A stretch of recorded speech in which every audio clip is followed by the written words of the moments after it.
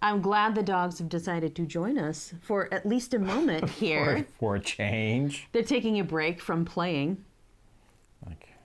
But they yawn. They act like this is some great chore, like it's family picture day at the Sears. or like they're Paul Rudd in Wet Hot American Summer, and they've been asked to take their tray. Why do I have to do this? Come on. Family picture day. Just smile. Smile for Olin Mills.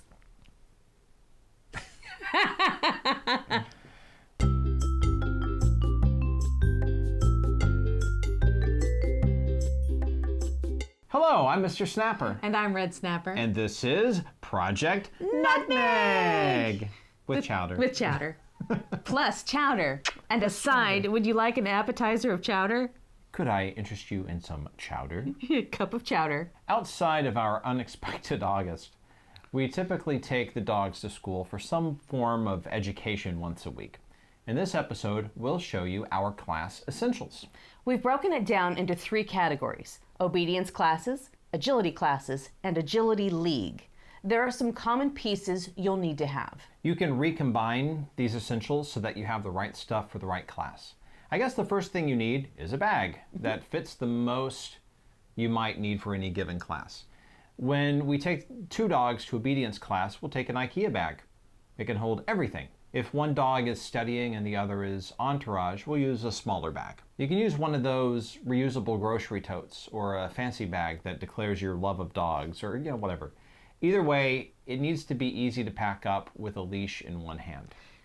That's the truth. A rug, mat, or bed is a must-have for obedience. Zoom Room often has some loaners, but not every school does. We like these fuzzy bathroom rugs because they're cozy, soft, and washable. We'll leave an affiliate link in the description if you want to get something just like this. We don't use the mat in agility classes, but I've taken it for agility league, so Nutmeg has a home base when we wait for our turn. You're moving from one station to the next outside of the training room for agility classes, which means you can't really set up a nest. You also need plenty of treats. You should have at least 2 kinds, and we usually have Madeleines as well. It's like high value for them. You go through a lot more treats in obedience classes than you do in agility league or agility classes. Everything should be easy to break into tiny morsels. You don't want to stuff them full of treats. I had a lick mat for a few of Nutmeg's agility league nights because we could set up that home base. It kept her occupied and it helped with some pre-performance anxiety. Dogs are soothed by licking, so I smeared some peanut butter on this and I threw it in a large plastic bag at the end of the night. A Kong could work. You could even use yak cheese or any kind of long-lasting snack, chew snack. That's not something you'd need for obedience classes, and you wouldn't want to take a lick mat to an agility class. No, that would be too messy to deal with. Yeah, for sure. Water bowl! Some schools have communal water bowls, but we always take at least one portable bowl in our bag. It's easy to set up a portable bowl for them in obedience class and agility league. And it's so lightweight that it's not a big deal to move from station to station as you wait for your turn. That's true. Gotta stay hydrated. It's like, that sounds like a good idea. I'm gonna go get a drink of water.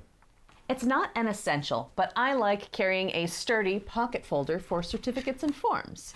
It's really nice not to crinkle them up, especially when you frame them. Yeah, now you know our big secret. We like to frame our dog certificates, and we post them on the wall at dog level. They deserve the accolades. And they like to see their accomplishments. Absolutely. They need their prize space. You know what we forgot? The treat pouch. There's a whole variety of treat pouches out there. Red wears one that clips on like a tiny fanny pack. And I usually clip this to my belt, or I keep a plastic bag in my pocket with treats. I got a small coin purse for Nutmeg's treats for performance time.